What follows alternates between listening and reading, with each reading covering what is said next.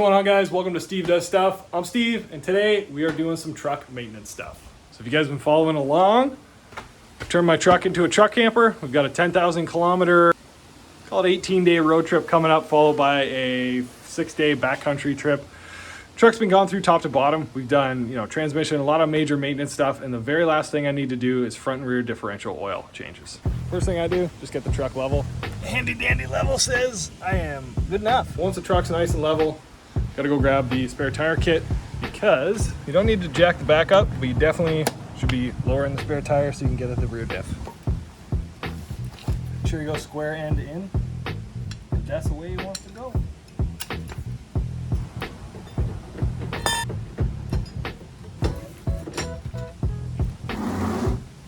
Nasty ass tire, but now that I got it out, I might as well check the pressure on it.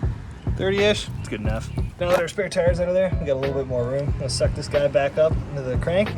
Moving on to the rear diff. When I first did this, I thought I had to pull the cover off. Turns out, there's a drain right in the very bottom. Both of these take a 3/8 inch socket, or driver, I guess, to pull them off. So let's pull the bottom plug out first and then pull the top one out. It also appears I have put the jack through the driveway at some point in time. Okay, starting from the bottom. See, this guy's got 0 socket on him. And just goes in there like that.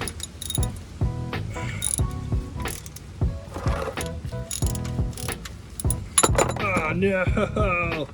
Damn it. You are gonna be very stinky though. Oh, gear oil smells like death.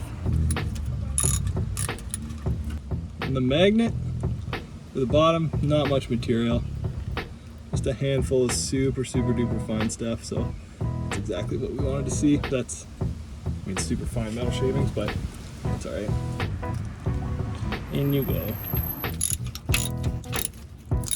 Like, I wouldn't, yeah, that's probably good. I do not want to put a lot of force on here because that is right in the case. You strip that out, you're in big trouble. As far as filling this thing back up, 75/90 is what they recommend. No real friction modifiers or anything like that as per the manual. So we got the best that Canadian Tire has to offer. You could just cut them in, put them in one at a time with these bottles, but I got this baby. So we're gonna fill this thing up and then just smash some fluid in there. Okay, let's go put her in. Let's get our drain plug out. Let's fill her till she starts puking out. 1.5 liters, still not enough. Okay, we're back. 1.5 liters in. Let's see how many more it takes.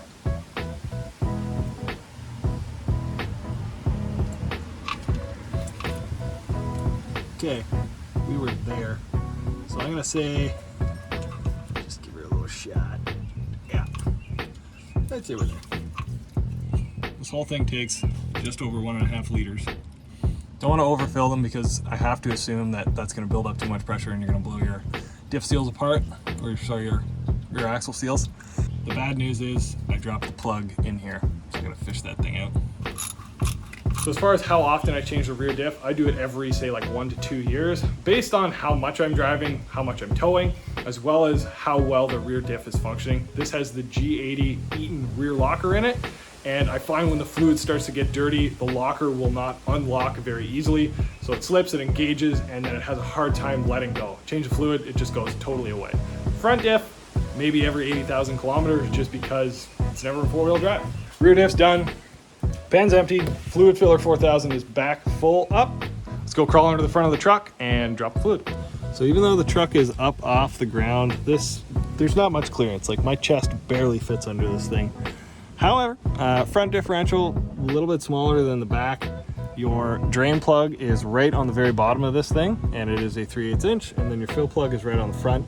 It's the same deal, whereas the rear one, you could definitely get away with doing it with the bottle. Highly recommend that you get something to inject the fluid like I had. It's just gonna make your life a whole lot easier. So, let's pull this one, drop it, you know the deal. 3/8 inch in the bottom, blast her off. And start draining. Oh!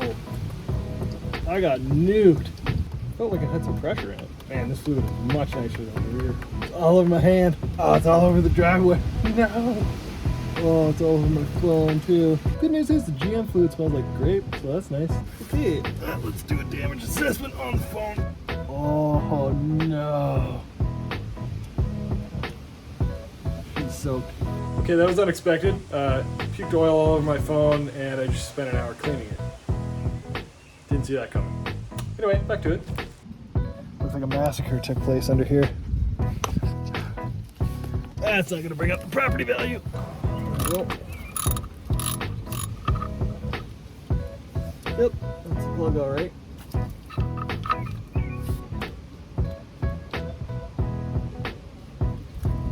we go.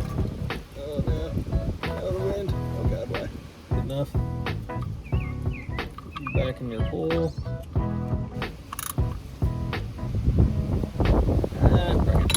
Maybe a drip or two, but based on how much we just spilled on the ground, I think that's a drop in the bucket at this point. Well, front and rear diffs are changed. Rear, much easier than the front, especially when you get an impromptu money shot from the front diff, but that's basically the procedure. Super simple. I would recommend cracking the top screws on both differentials, just so there's not any excessive pressure built up in there. That's going to do it for this episode of Steve Does Stuff. Thanks for watching. See you next time, guys.